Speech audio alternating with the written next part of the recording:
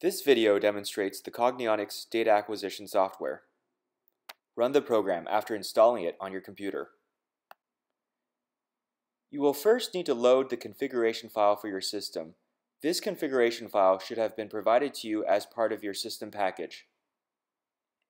Navigate to its location and hit Open.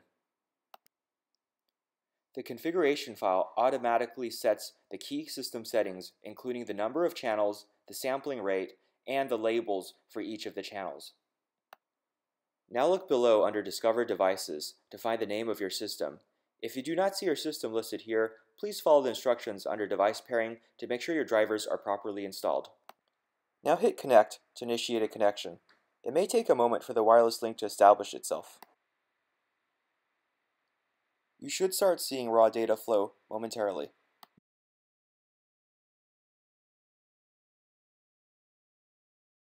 Now click on the Channels tab, which will display the key diagnostic information for each of the electrodes in your system. In this table, you'll find the name of each channel, its contact impedance, as well as its contact offset. Use the information in the table, as well as the graphical map provided below to help you with setting up each of the channels. Red electrodes indicate positions where there is poor contact. Green electrodes indicate positions where the sensor has established adequate contact with the skin. Follow the instructions provided with your system to make sure all of the channels of interest for your experiment have properly made contact with the subject and are providing good signal.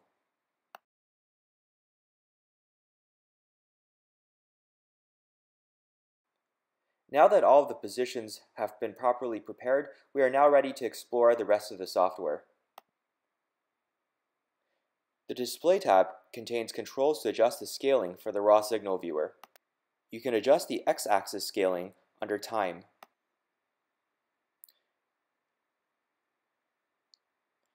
You can also adjust the y-axis scaling or gain. You can also show more or less channels per page under the Channels control, as well as page between different channels.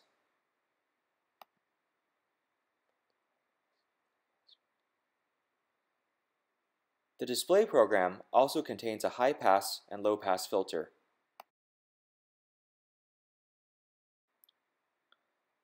The threshold control allows you to hide channels with high contact impedances. This is useful if, for example, you are not using certain channels and wish to avoid having excess noise on your display. Now let's go back to the Channels tab and see some of the other features here. In addition to showing contact impedance, you can also highlight specific channels by clicking on their names. You may also define a new reference by clicking on the ref box. Here we have selected FZ as the new reference. And now we have selected CZ as the new reference. You may also select more than one channel if you wish to do a common average reference.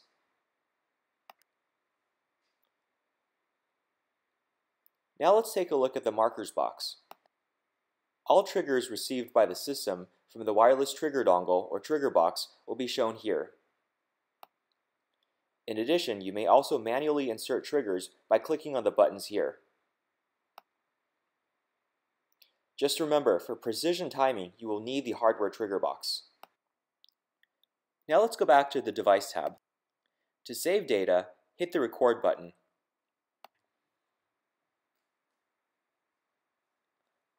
Select a location and file name.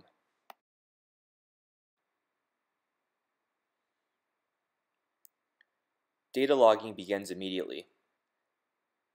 To stop recording, just hit the button again. In addition to recording files to the desk, the software also supports a lab streaming layer outlet.